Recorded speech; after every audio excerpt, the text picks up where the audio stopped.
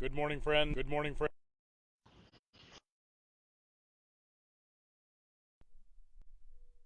Good morning, friends. Hello.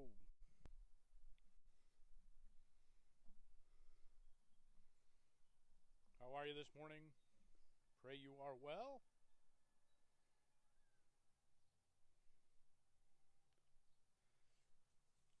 Good morning, Cecile. Great to see you. Hope you're doing all right.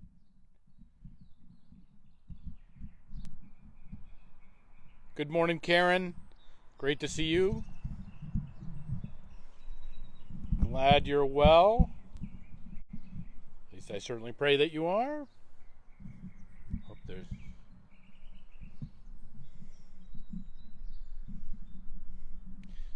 Jamie Battles, everybody. Hello. Hello, hello. Andy, good morning to you. I know it is a nice background on this beautiful day. I'm over here in Somerset on the shores of the the mighty Taunton River. Good morning, everyone. Great on this beautiful morning.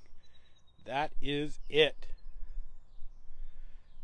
Good morning. Hey, Irene. Good morning from New Hampshire.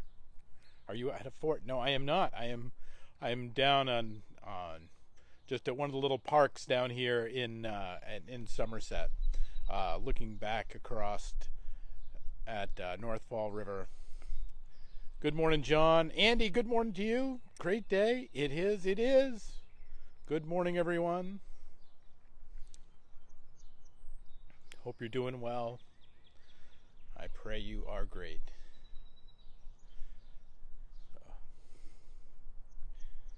So, good morning. All right, let's get going this morning because we'll see how long the battery holds out for all this.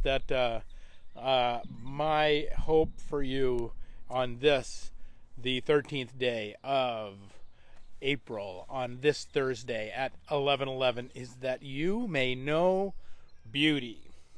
I don't know if you can hear that the birds singing in the background in this beautiful spot. This warm day, this the second or third warm day that we've had, that now it's all the buds are alive and just popping out everywhere we come.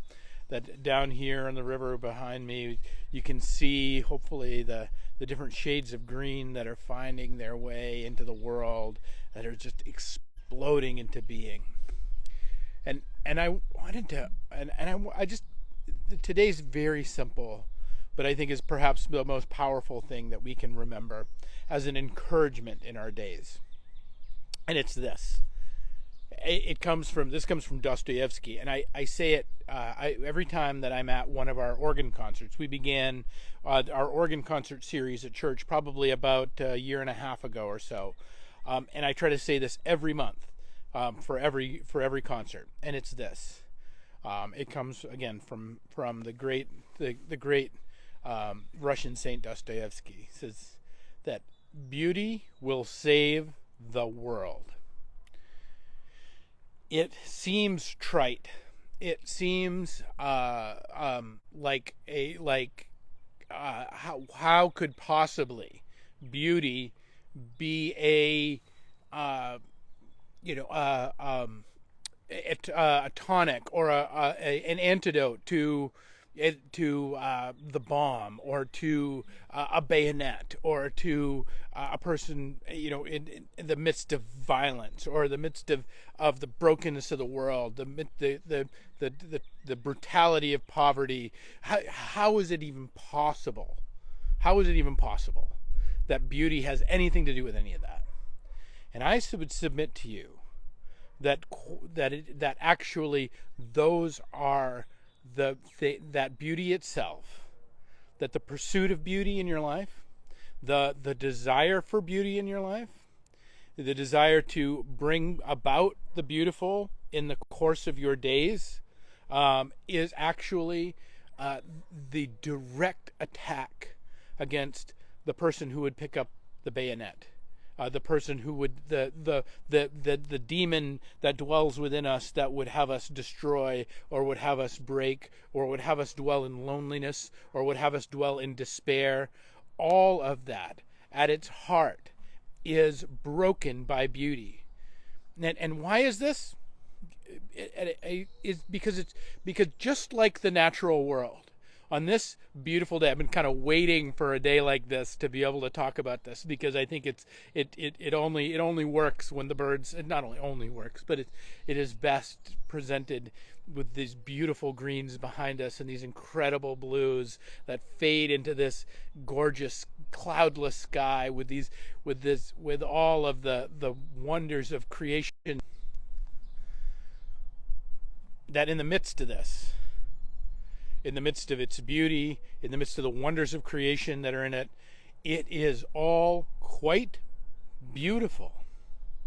And that it's flowing from the warmth of the sun, and from the wisdom of the plant that knows when it is time to come alive, from the joy, the wonder of this creation that has flowed in from this warmth and heat of the sun that has brought it into activity. And in the same way, in our own hearts and in our own being, the love and the wisdom that God shines upon our hearts, your heart and my heart, that it will find its way to blossom. It will find its way like a plant set in the windowsill to turn itself towards the sun. That beauty is, just like it is in the natural world, is the testament of that. Do you see what I'm saying? That in the beautiful, in the world, that when the sun shines on this, and that the beautiful comes into being, so too in your heart, when you spend your time and your efforts on the beautiful, on the wonderful, on the gorgeous, when you spend it in listening to a piece of music that you love, and in admiring a baby that is yours to keep charge of, to write a note to someone that you care about and tell them your love. Anything that engages us in the beautiful is actually this expression, just like every bud and blossom and plant and green and blade of grass behind me that is reaching itself out. What's true in the physical world here is actually also, it's true in the physical world because it's first true in the human heart, because it's first true in God's heart for us, because it's first true in the very design of the universe. And that the physical world is actually a really gross and really basic representation of the majesty that can go on inside of our hearts and inside of our minds. And so I wanted to stand out here on this beautiful day, so that you could take in Paul's words of that which is beautiful, that which is wonderful, that which is right, that which is gorgeous, that which is true. Think on these things.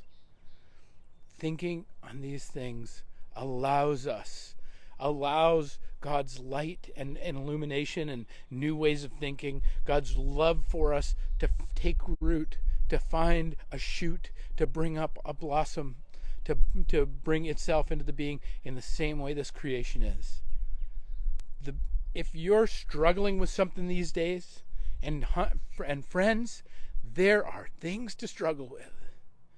We're in a world that filled with contention about all the things that we should hate or dislike or not like, or how politically wrong we are, or how spiritually wrong we are, or how screwed up this is or screwed up that is.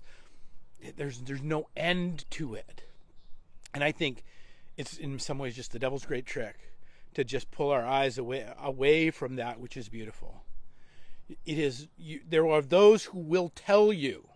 There are those who will tell you that, oh, you're just ignoring it.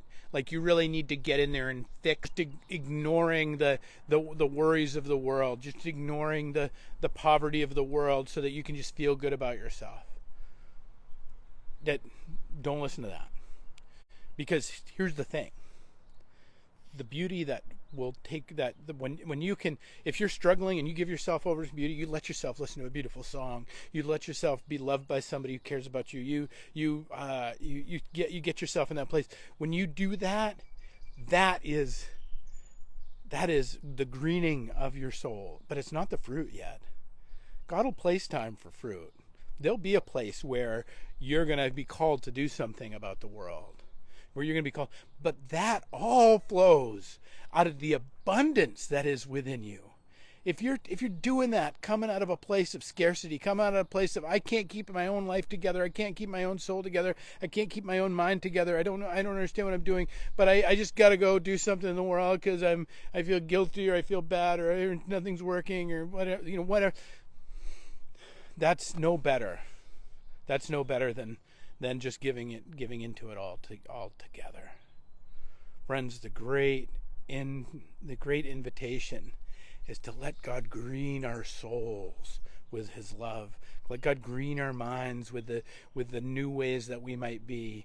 And all of that starts and comes with the beautiful and giving ourselves to the beautiful. It's why we started our organ concerts. It's why we believe in music and worship. It's why we believe in the wisdom and the glory and the juiciness of Scripture.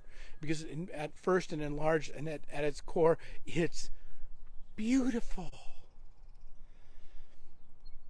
And if we step into that beauty, our lives can start to look like the beauty of the world, like the songs of the birds, like the wonder of the goodness of our days.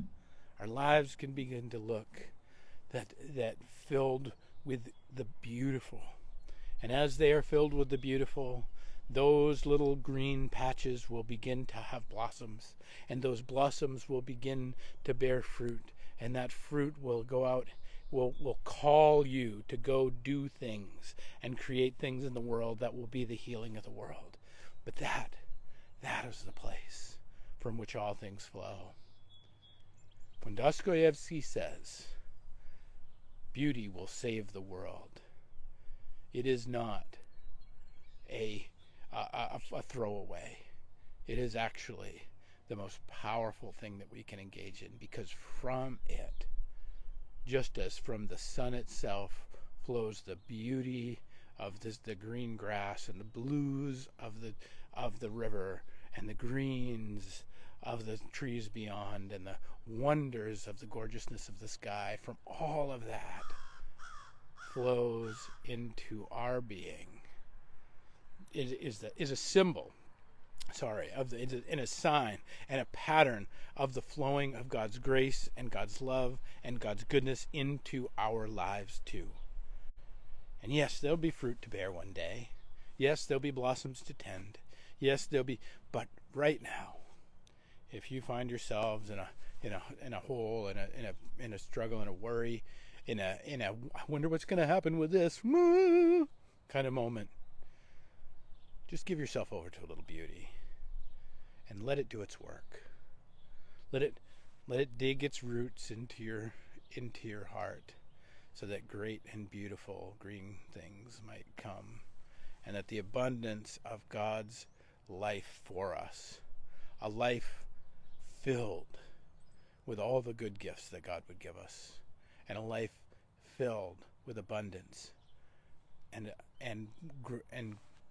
graciousness and wonder, are all possible in the midst of this great and beautiful day, when we give ourselves over to the beauty that is in our lives. All right, friends, that's my hope for you on this beautiful day. Peace and grace to you. We will we come to worship Sunday at 10 o'clock. I hope you'll be a part of it. I hope you'll be with us.